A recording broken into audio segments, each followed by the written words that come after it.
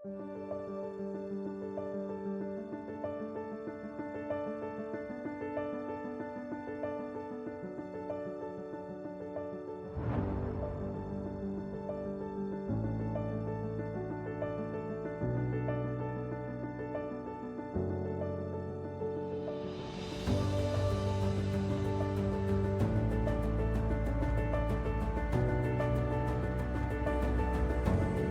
guys, it's Rebecca. We got Itchy Bomb over here. We are on our third exercise of groundwork and different things that you can do with your horse. I know you've seen some of my stuff with my other horse that I've done. And I like to use groundwork to help strengthen some weak areas of them. It's really fun, actually, for them. It's fun for me. It actually is a lot easier because they're not having to carry me when they do it. It's usually very systematic, gentle work when I'm out here working them on the ground. And so they have a tendency to like the interaction with me and to like the training days. And of course, I can always use those days to my advantage of when either I'm tired, I'm short on time, short on daylight, or the weather's not so great. Because honestly, there's some of these things that you can just do in the stall as far as getting them to pick up various legs and stuff like that. Wait, oh no, stop. Okay, so I said what I would do is start to introduce you guys to how I introduce half steps. So I showed you last time how I get them to pick up a leg. No, that's not what I'm asking for. Get out, get out. How I get them to pick up, get them to pick up a leg in the walk, just so that, good. I know the flies are bad. Good. Good. Oh. So that's just by tickling the hind legs, right? That's just by tickling the hind legs. I'm giving a horse like this a little proprioception about his hind legs. The other thing that I like to do is give them a little proprioception about their bum, which is a little tap on the top of it, so they have a little bit of self-organizing that way. As you see, he wants to rush a little bit. So let me see if I can bring him into a half hop. Hey, there. Good. Yeah, so I can use a little direction. Nope, I don't want that. Chest is not. Good. Good, and ho. So I want this horse to understand that if I touch him on the chest, that a tap on the chest means something different than a pressure on the chest. That means something different than a pressure on the front legs. And that means different than if I'm actually tickling a shoulder. Okay, so there are different cues that I'm going to use to kind of help give the horse proprioception of how to balance himself. Okay. So you want to be able to get a little bit of that feel where they lower their haunches just the slightest bit, and that they have this ability to pick up a leg at the walk and at the standstill on the lightest of pressure, okay? Like, yes, thank you. So then, I have not trotted him yet today, so we might have to trot a little bit and loosen up. Can you get out a little bit? No. No sassy pants. I want to be able to do this. Good. And back out. It's just slight, right? We're just talking about a change in the balance. You are very lazy today. Very lazy. That's okay. I don't really need...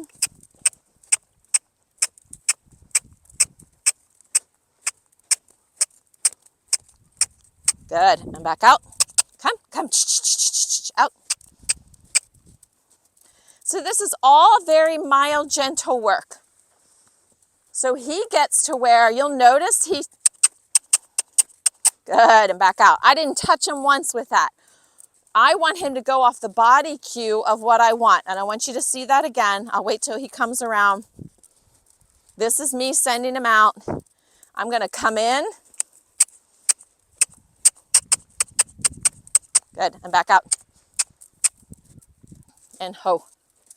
It could have more energy, but I want a good job with the halt. Yeah, nice square halt. We've been working on that. I wanted you to see the shift, right? Because he knows the cue now that he's like, oh, she comes into my hindquarters. I better collect myself a little bit and give myself. Because you notice he kind of like, when he's being lazy, he just kind of goes around a little bit on the forehand and he's like, la, la, la, la, la, la, la. And he needs to organize himself to be able to do some half steps. And I love the fact that I'm like walking in and he's starting to self-organize. And I'm not having to, I don't have a lot of pressure. I'm not getting after him with the whip.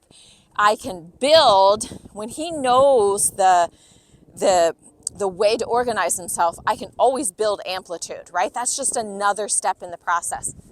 Excuse me, but stand. You have an eye booger. But I want to be able to have that calmness and that collection, and just for him to be able to be like, okay, wait a minute, for me to be able to do this exercise, I need to do the following things. Okay, that's what I'm looking for when I do these exercises. I'm not looking for this horse to come out and have a great pee-off. I'm not looking for this horse to come out and have great half steps. What I'm looking is that little bit of self-organization. That's what I'm looking for. Okay, because he may never get to do pee-off under saddle in a show environment. I don't care. What I'm looking at is longevity of his body and him self-organizing so that, going out, self-organizing a little bit so that he takes this huge body and brings it together on his own, right? Because I had to say big body. He's 17.3. He's long-legged and long-bodied, and that's a lot to organize. And the more that he can organize it, the better chance I have of 5'4" riding him and being able to get him to organize it with me on top. All right, let's go this direction. Trot, trot. Going out a little bit. No sassiness. We're not playing games. If you guys know this guy's personality at all, he's kind of Dennis the Menace, and he's full of playful sass with everybody in the field, with me. Yeah. Okay, we need more. Yeah, we need more. Good. Now I step in. Good, and back out. Good job. And back again.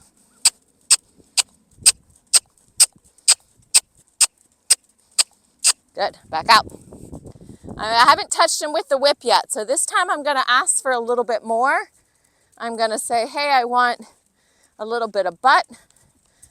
Yeah, and now I want hind legs.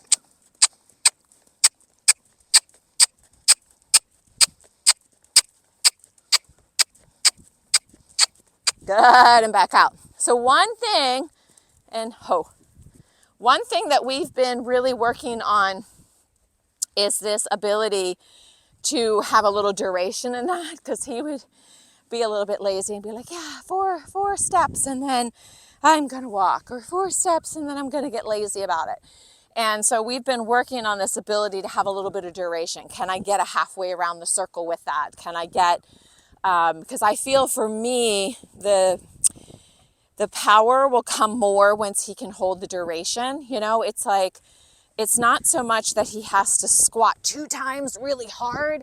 It's that he has to be able to do these little squats for like a circle, right? And then I can start asking for more, right? But it's like he's got to have that ability, that stability, because he really has to plant one leg and then quickly switch, and then quickly switch, and then quickly switch.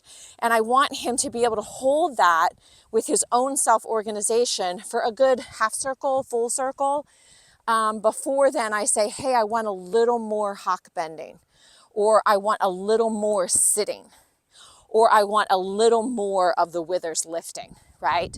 So that's where my brain is in the process of like what I'm teaching, how I'm teaching it, and all of that. And I also will sometimes do it because up until recently, his escape routine was to kind of swing his haunches out as he was going around the circle. So he saw me come in, please stop. He saw me come in And before he understood, oh, that means to do this, he would start to like, oh, does that mean yield my haunches out, right? Like he had to learn that the yield the haunches out was a different cue than what I was asking. My whip is in a different spot. My energy toward him is different. And so I had to work on that, and I'll show this to you, which is harder for me because I have to sort of jog backwards.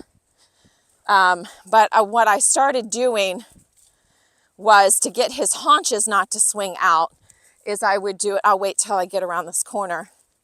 I would walk with him like this.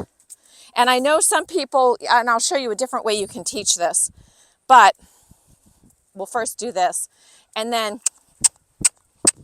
come. Good. And I just wanted a couple little steps like that without his haunches swinging out. Now, there is a way, and I've never taught him this, so I can't really demonstrate it, but there is a way to walk here and get them. But I just don't feel like I can visualize that his body's doing it correctly like I can if I am going this way. And so if you have your horse that, you know, wants to swing the haunches out, jogging backwards, and plus it's a really good lesson for your horse to stay with you. Meaning if you ask them to trot, and they have to be able to trot from your voice. So for me, the cluck is a trot, right? That's trot, is canter. So yeah, no, don't go anywhere. So I need him to be able to trot when I cluck, and I need him to understand that first. And then I need him to understand, though, that he has to hold himself back, and he can't just trot past me. So if I'm walking to his side here and I ask him to trot, I don't mean trot away from me. I don't mean to trot past me. I mean to trot up to me. And that is self-organizing in and of itself, because he's got to figure out, how can I trot but not run over her, okay?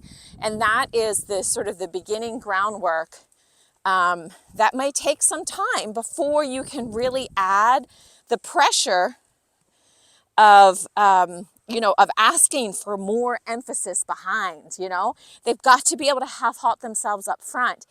And I don't want you putting on like what most people do, and I hate it. I would rather my horse never be phenomenal at piaffing than I would want to, what is it? You got to fly. Then I would want to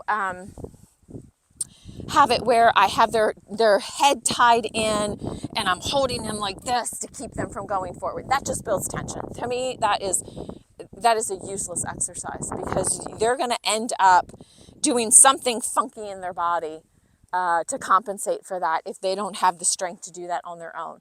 So I would rather go really slow and have them learn how to have the strength on their own to hold their own shoulders back from running over me, and not me have to crank their head in and put them in a bunch of gear to like force them into doing it. Yeah, it's slower. Yeah, you have to be a better trainer. Yeah, you have to know how to micro shape a little bit. But you also have to allow them, get that out of your mouth and stop it. Back up, back up, back up. Stop it. But you also have to be able to allow them to make mistakes and to help shape their body and to teach them how to do it themselves, and not just force them in a position. Like you see those pictures of where they tie horses to two poles, and I get it. The Spanish riding school, I think, even did this, but I don't agree with it. You tie them to two poles and you cluck to them until they start jogging and they know they can't go anywhere. I honestly, I look at that and I hate it. So I have chosen not to go down that path. That's not how I want to teach my horses to pee off. And, so they never pee off to Grand Prix level that will win at a show. I'm okay with that. I made that decision a long time ago, that this is more about me and my relationship with my horses, and having fun with them and learning together and trying new things, than it is about, this phenomenal, really showy thing that, gets a lot of attention. Because if you'll see, this is one of the issues that we're having with a lot of dressage, is that, yeah, they look great. Legs are going everywhere. Maybe their neck is okay, but this part is not.